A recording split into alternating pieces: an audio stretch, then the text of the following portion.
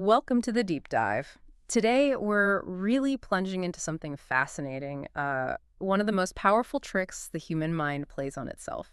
Self-persuasion. Our mission, really, is to get under the hood, understand the core mechanism that makes people truly change their behavior, not because, an ad told them to, but because they actually convince themselves. Right. And we're going to use a pretty groundbreaking classic study as our guide, our real-world framework. Absolutely. And that framework takes us straight into cognitive dissonance theory. Specifically, we're focusing on a technique called the hypocrisy effect. Okay. We'll be looking at why just awareness alone or even commitment alone often falls flat, and what kind of magic happens when you force those two ideas to collide. Yeah, I think that collision point is the real puzzle, isn't it? Why do these big, expensive public campaigns, the ones urging shorter showers during a drought or less flushing, why do they so often fail? We see it all the time. People agree. They say they care about saving water, but their actions don't follow. It's that classic problem in social psychology, the attitude-behavior gap. Our sources actually point to a case at the University of California, Santa Cruz. They ran this major drought campaign. Right. I remember reading about that. Flyers, newspaper ad. Exactly. And pretty much everyone agreed, yeah, conservation, it's important. But, well, their actual behavior didn't really move. And that gap can be huge. I think there was that Bickman study back in '72 on littering. Oh, yeah, that's a classic. Almost everyone surveyed, something like 94%, had really positive attitudes about keeping parks clean. But when they were actually, put in a situation with litter nearby, Almost nobody picked it up. only 2%. It really shows supporting an idea is one thing, acting on it is, well, it takes more. Precisely. So if we accept that just giving people information, that external persuasion, is often pretty short-lived or just plain ineffective at closing that gap, And we need something stronger. we need something that hits closer to home, something that engages our sense of self deep down.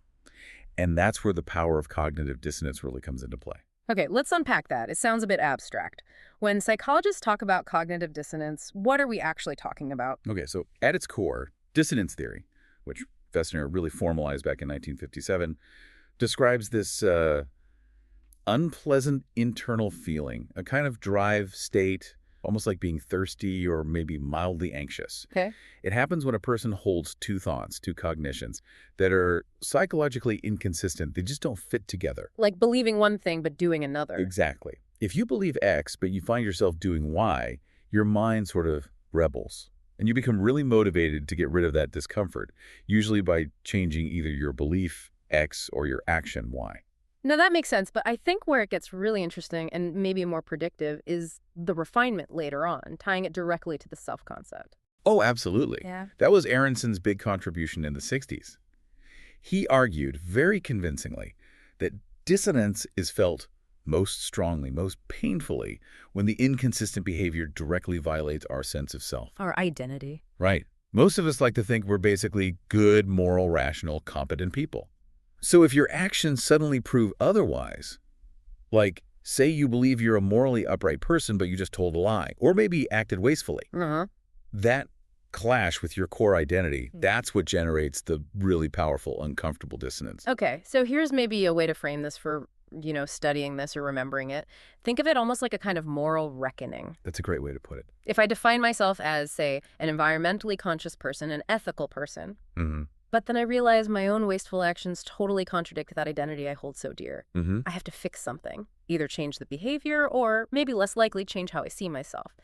That moral tension, that's the engine here. Exactly. That internal moral clash explains why change driven by dissonance feels so powerful and tends to stick.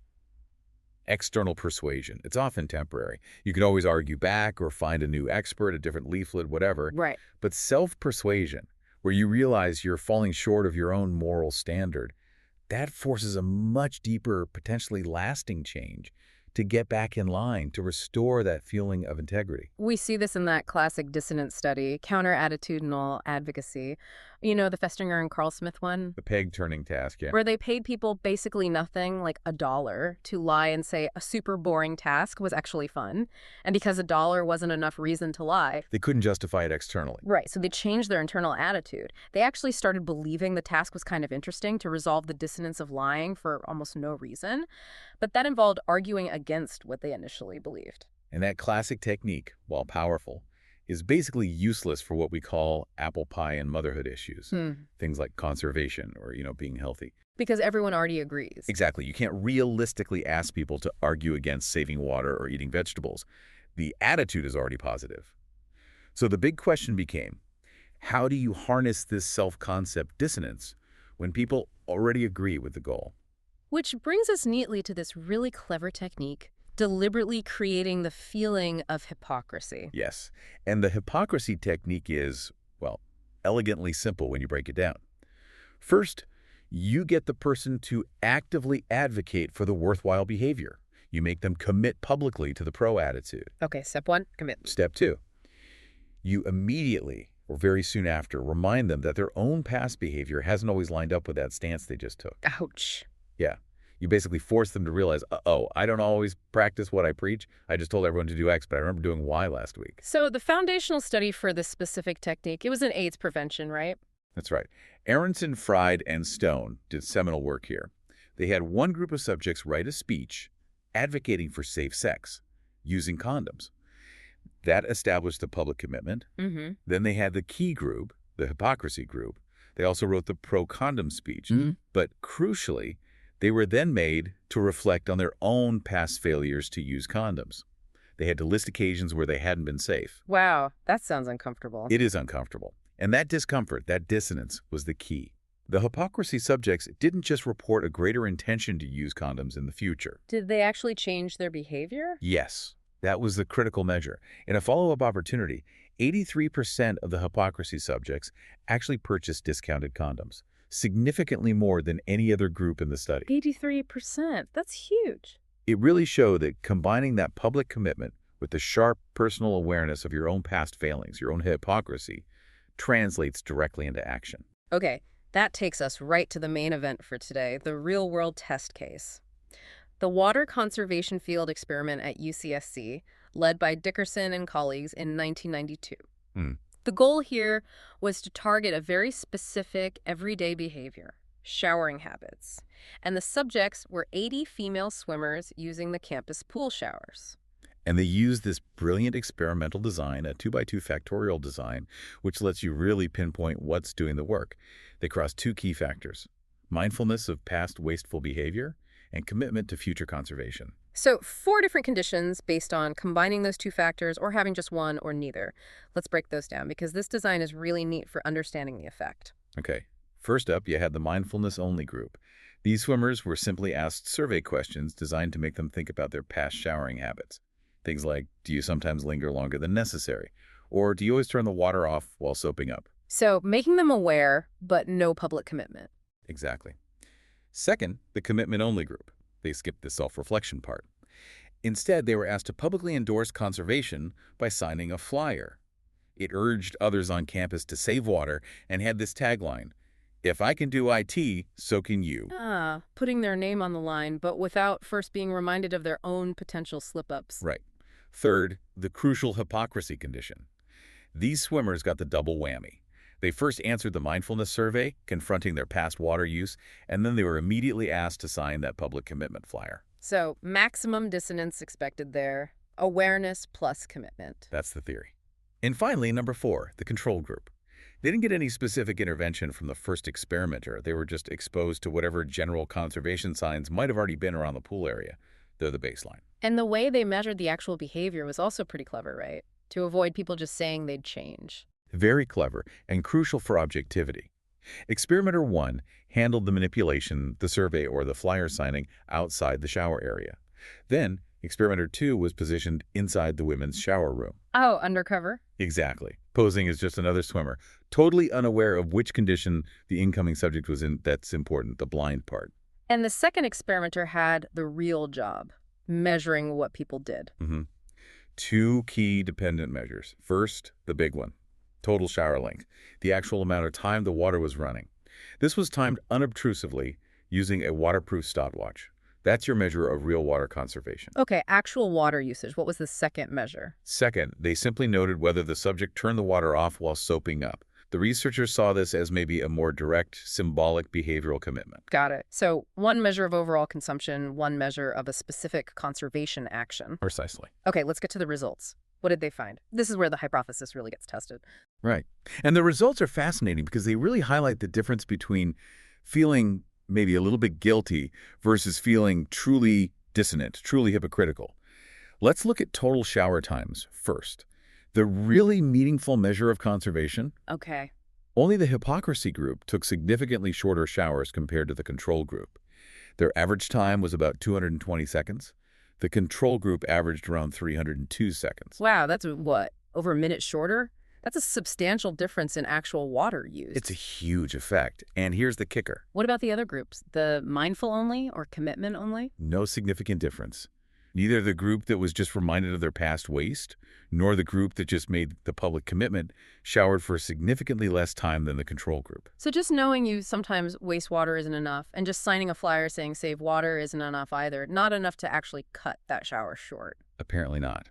It seems like the comfort of a long, warm shower easily overrides mild awareness or a simple public statement on its own. Okay, but what about that second measure?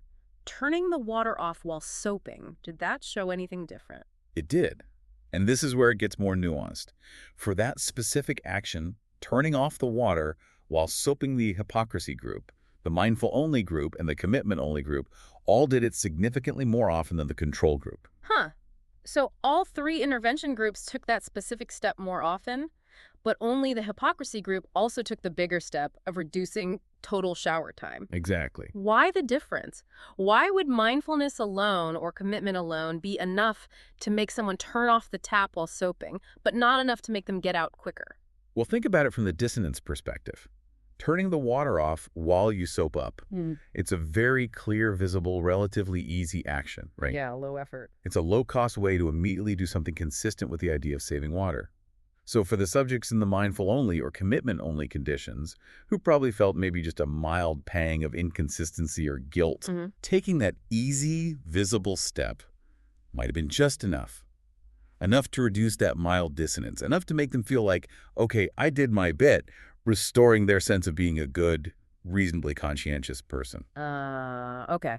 So they could sort of buy themselves out of the slight discomfort cheaply with that one quick action. That seems to be the most plausible explanation. They reduced the mild dissonance without having to make the bigger sacrifice of cutting the enjoyable shower short. But the hypocrisy group. But the hypocrisy group, having just advocated for water saving and having been immediately forced to confront their own past failures, they experienced the strongest dissonance, the biggest clash with their self-concept. Right. The I'm a hypocrite feeling was strongest. Exactly. And that higher level of psychological tension, that stronger moral discomfort, required more than just turning off the tap. It demanded the additional step of actually curtailing their overall behavior, significantly shortening the shower duration, to truly restore their self-concept as a consistent, moral, water-conserving person. That makes a lot of sense. The level of dissonance dictates the level of behavioral change needed to resolve it. And this interpretation also pushes back against simpler explanations, right? Like maybe the flyer just primed people to think about conservation. Right. The authors argue against simple priming because the commitment flyer itself contained no new information. It was just a generic save water message. The power wasn't in learning something new. It was in the feel-out. It was in that acute, uncomfortable awareness, as they put it, of having preached something they did not always practice. That internal conflict was the driver. Okay, so stepping back, the big picture here is the sheer power of this hypocrisy effect. It really is. It cleverly leverages a fundamental human motivation. Our deep-seated desire for self-consistency, for our actions to align with our identity, especially our moral identity. Yeah. It's not about telling people they're wrong or trying to persuade them with external arguments. It's about making them see for themselves that they're acting inconsistently with their own definition of what's right. That self-realization is key. So thinking about this as a study guide, or just the main takeaway for understanding dissonance in action, the strongest self-persuasion effect, the one that really moves the needle on behavior, seems to need three key ingredients. Let's hear them. One, you need a favorable attitude already in place people need to basically agree with the goal, like conservation. Two, you need a public commitment to that attitude, making it salient and harder to ignore. The advocacy part. And 3, the real kicker, you need that prompt, that reminder of past inconsistent behavior, which induces the feeling of hypocrisy, the moral transgression against their own standards. That's a perfect summary. Get those 3 elements aligned, and you create significant dissonance that motivates real change. And you can see how this framework applies broadly: recycling, energy use, healthy eating, charitable giving, anywhere there's a gap between saying and doing. Definitely applicable. And Dung, a final thought to leave you with, building on this.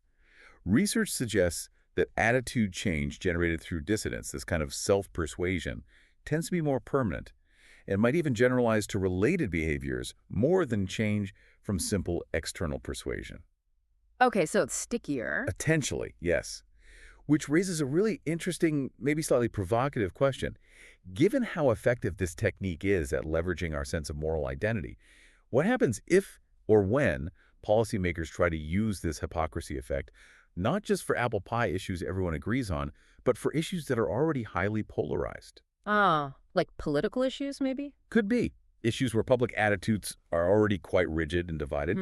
If you induce hypocrisy in someone on a topic they feel very strongly about, but where their side might have inconsistencies, would that psychological discomfort actually push them towards positive change, towards maybe seeing the other side's point a bit more? Or would it just backfire? Would it cause them to dig in their heels, maybe find even stronger internal justifications for their current stance and behavior, just to reduce the dissonance without actually changing? Could it actually make polarization worse? That's a really important question. Using a powerful tool like this in a complex, divided environment, the outcome isn't guaranteed. Definitely something to think about as we see these kinds of techniques potentially used more widely. Something to consider.